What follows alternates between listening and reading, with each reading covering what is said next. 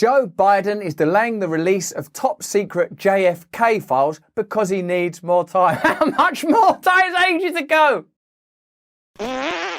Hello there, you 4 million marvels. Don't be childish. Today we are talking about JFK. We're talking about conspiracy theories and conspiracy facts. Why are there even top secret files around JFK? Why is there? Think for a moment. What do you think it is that's in files that you can't be told? My assumption is there's information in there that if you knew it, you'd go, what? Oh, so we actually can't trust the government and shouldn't trust the government and never will be able to trust the government. What else are they lying to us about? So the fact that it's being delayed itself, or even exists, is an admission of a kind of guilt. I know there is such a thing as information that is sensitive and has to be controlled and protected from our enemies. I get all of that. But also, let's face it, the biggest enemy of any government is the people that it governs. Let's have a look at this story. President Joe Biden, remember him, has further postponed the release of secret government files related to the assassination of President JFK, citing delays caused by the coronavirus pandemic. Why would that make a difference? Well, we'd love to release it, but just think of the coronavirus symptoms. Cough, loss of smell and taste, and also reacting really badly when you find out your government's been lying to you for 50 years. The files had originally been scheduled to be released by next week. They will be released now in 2 batches, one later this year and another late in 2022. They've always been meant to be releasing these files about JFK, haven't they? And they never release them. And then when they do release them, it's always redacted black bits on it. What's the black bits? You wouldn't have liked that bit. Well, that's the bit I want. Tell me the bloody truth. Will you please just tell us the truth about what you're doing? We can't tell you that, otherwise you wouldn't cooperate with us. They will now be released in 2 batches. Here's a little bit of the lies we've been telling you. One next week and one at some point in late 22. According to the memo, the postponement came at the recommendation of the National Archivist, who said the pandemic has had a significant impact on the agencies responsible for reviewing each redaction in the documents. Like, how long do you need for it? When are you going to tell us about, like, other conspiracy theories? Oh, you're crazy, that's a conspiracy theory. Oh, you're crazy, that's a conspiracy theory. Well, if it's such a crazy conspiracy theory, how come you have to redact all the information and keep the files? When did you become so cynical? The archivist has also noted that making these decisions is a matter that requires a professional, scholarly and orderly process, not decisions or releases made in haste. We can't hastily release things 70 years after we told those lies. I mean, after it happened, we got really slowly. I really resent the language as well, like as if there's this class or caste of people that are all professional and know what they're doing, rather than, look, we've lied.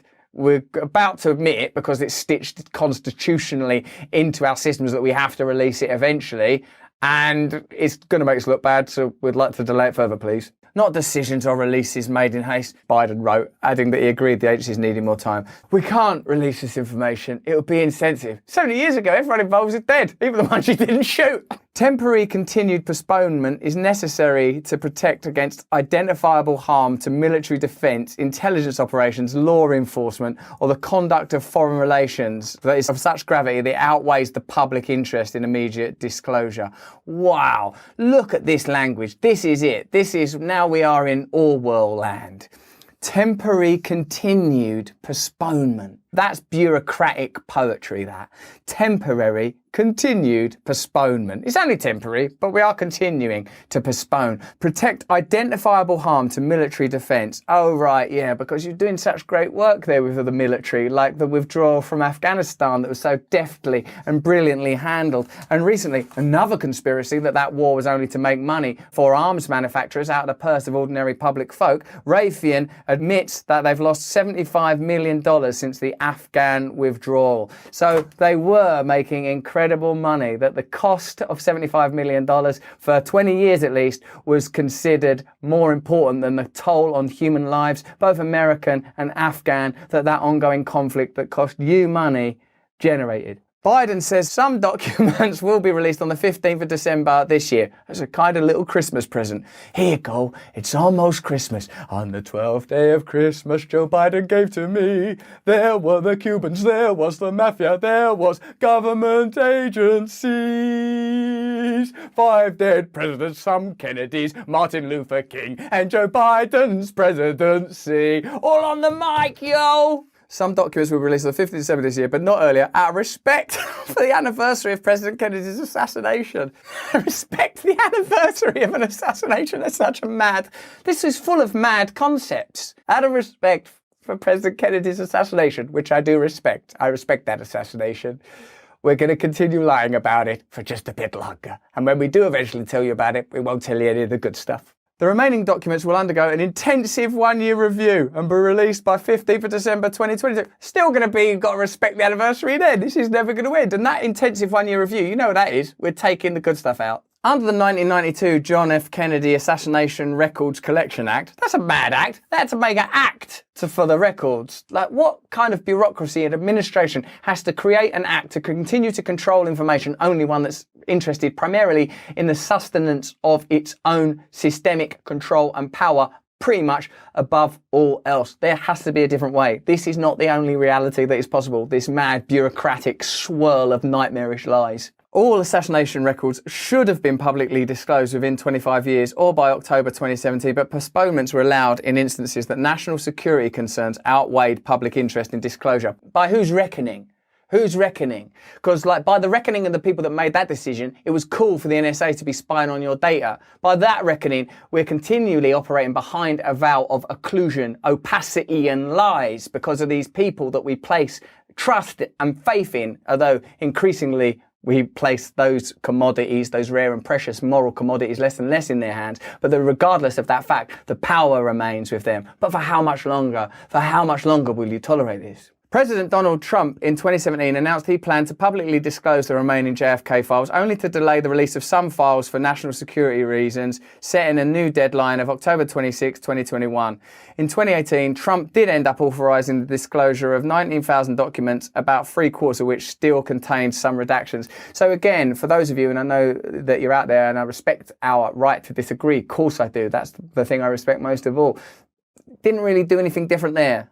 Almost 30 years since the act, the profound national tragedy of President Kennedy's assassination continues to resonate in American history and in the memories of so many Americans who were alive on that terrible day. So we will continue to utilize it for ongoing clandestine manipulation of your... Oh no, that's my statement. Biden wrote, "It's therefore critical to ensure the United States government maximizes transparency." Yeah, you've got to maximize transparency. Let's see the next bit. Except... when the strongest possible reasons counsel otherwise. And what are those strong reasons? Do you think it's for you? Is there any little bit of you thinks, thank God, I'm being protected from the truth about the assassination of JFK. I couldn't handle it. If I start thinking that the government are not trustworthy, I don't know what I'll do. I don't know what I'll do if I find out that it wasn't Lee Harvey Oswald. That's going to blow my little mind, which is sadly an inappropriate metaphor. I'd like to redact that joke. We'll do it again, 100 years. You might be ready then. Speaking after a screening of his doc, JFK Revisited, Looking Through the Looking Glass, Oliver Stone said he believes we will never get to the bottom of the many conflicting accounts of the assassination. Estimating there are still some 20,000 documents not yet released, the director said, "There's talk of Biden delaying it again on the basis of COVID. I mean, give me a break. It's Kafka time."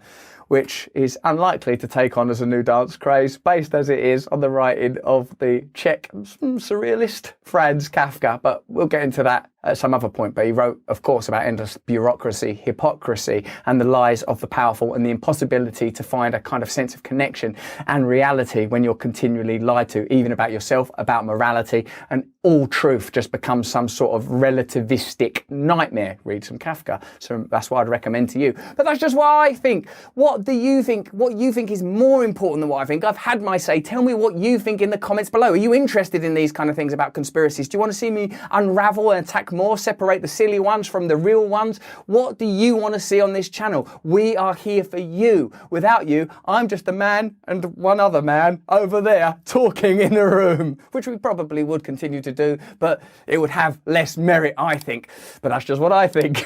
Subscribe to the channel. Watch this little video over here. It's the sauciest little thing we ever done to ourselves. And this one over here teaches you how to meditate. Sign up to my mailing list here where I'll tell you what I'm reading, what I'm up to, how I'm trying to change myself in order that we may change the world together in peace. Stay free.